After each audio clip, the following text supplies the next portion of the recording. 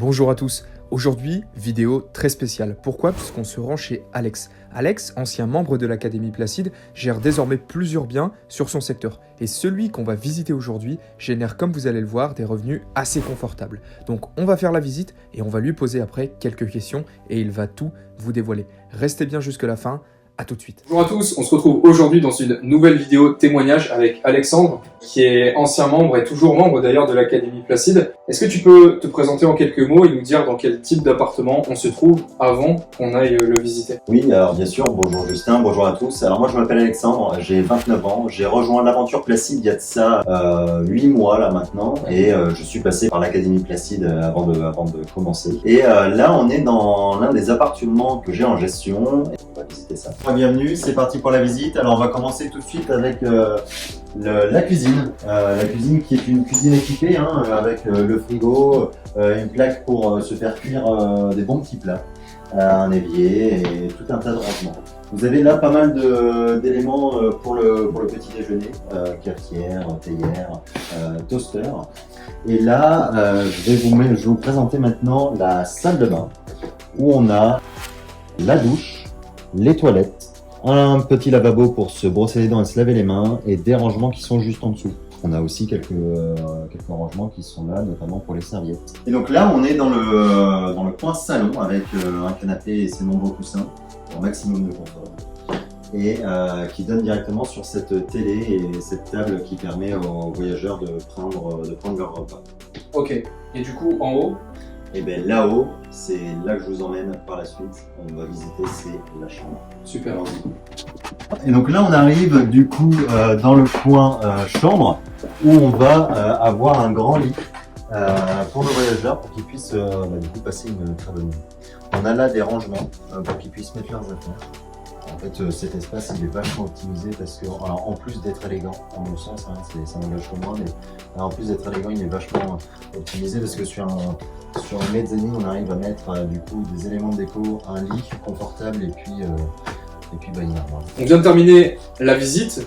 Déjà merci Alex de cette visite. Ouais. Tu as accepté de te prêter au jeu des questions-réponses. Donc on nous pose souvent les mêmes questions en commentaire. Et je vais commencer par te poser celle qui la plus évidente pour moi. Comment est-ce que tu as trouvé ce bien qui est sur une ville, tu me l'as dit un petit peu en off, d'environ 50 000 habitants? Ouais, c'est ça. Comment est-ce que tu as pu trouver cet appartement, ce propriétaire? Bien, en fait, cet appartement-là, j'ai réussi à le trouver très simplement par le biais d'une plateforme d'annonces en ligne, en fin de compte. Dont on taira le nom? Dont on taira le nom, tout à fait. J'ai contacté le propriétaire. Ce propriétaire a accepté qu'on se rencontre et qu'on échange. Je me suis du coup rendu dans l'appartement et après quelques minutes d'échange, la visite bien entendu, parce qu'il fallait aussi qu'on puisse voir le bien. On ne choisit pas les biens uniquement sur photo. On a fait la visite, le bien me plaisait, ce bien pouvait avoir du potentiel. Quelques moments d'échange et quelques jours de réflexion de la part du propriétaire comme de notre côté, on s'est mis d'accord et puis on a signé le contrat ensemble. Donc ça, tu dis ça d'expérience, puisqu'effectivement, on ne dira pas forcément le chiffre sur cette vidéo, mais tu gères plusieurs appartements. Tout à fait. Si on revient à celui-ci, tu nous l'as dit, combien de temps entre la première visite et la signature du bail? Il a fallu quelques jours de réflexion au propriétaire? Ça s'est fait rapidement? Ouais. Ça s'est passé comment? Entre le moment où on a découvert l'annonce en ligne,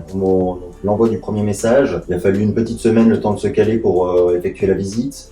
La visite a eu lieu, une petite heure à peu près, et 3 jours après, on s'est rencontrés, cette fois-ci pas dans l'appartement, mais dans un bar, où on a signé les papiers, enfin le contrat en l'occurrence, autour d'une bière. Ok, donc j'ai bien compris comment tu avais trouvé ce propriétaire. Au niveau de l'appartement, tu as réussi à le négocier, mais est-ce qu'il était meublé, non meublé? Est-ce que tu as dû toi-même rajouter des choses? Comment ça s'est passé à ce niveau-là? Alors l'appartement était meublé, concrètement on avait juste à déposer les valises, tout était déjà présent dans l'appartement. On a dû rajouter les éléments nécessaires à notre activité, bien entendu. En réalité, il n'y avait pas grand chose à rajouter. Ça, c'était vraiment l'avantage de cet appartement. Il a fallu même pas une semaine avant de le lancer, quoi. C'était vraiment très très rapide. Ok, ça c'est hyper important si vous nous regardez et que vous êtes dans ce business ou vous souhaitez vous lancer dans ce business, c'est le délai entre la signature du bail Placide et la mise en location en courte durée directement à vos futurs clients. Ce bien, où est-ce qu'il se situe? Est-ce qu'il est dans un quartier, puisque moi je connaissais pas cette ville avant d'y venir personnellement, est-ce qu'il se situe dans un quartier à fort potentiel? Pourquoi tu as choisi en fait cette localisation? Là, il s'avère que le bien, celui-ci, se trouvait à côté de la gare, ce qui était un atout, quelque part. On a du coup aussi pris en compte cet élément-là dans notre choix de gestion de cet appartement. C'est-à-dire que cet appartement-là, en extérieur de ville, ça aurait été un point négatif.